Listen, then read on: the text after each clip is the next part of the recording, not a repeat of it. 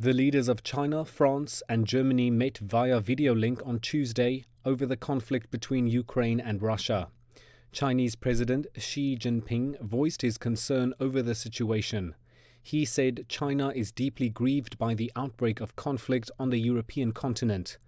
He reiterated China's stance that the sovereignty and territorial integrity of all countries must be respected. The purposes and principles of the UN Charter must be observed. The legitimate security concerns of all countries must be taken seriously, and efforts conducive to a peaceful settlement must be supported.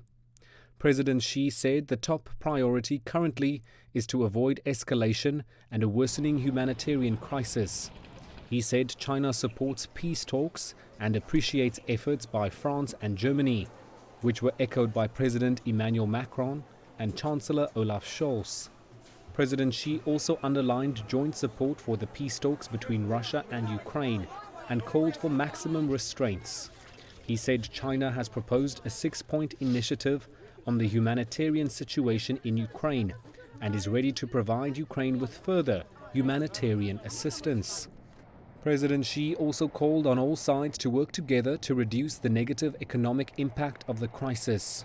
He said sanctions will affect global finance, energy, transportation, and stability of supply chains and dampen the global economy already ravaged by the pandemic.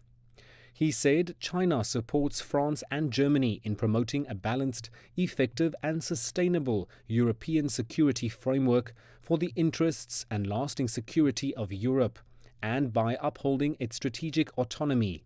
He also stressed China will be pleased to see dialogue among the EU, NATO, Russia, and the United States.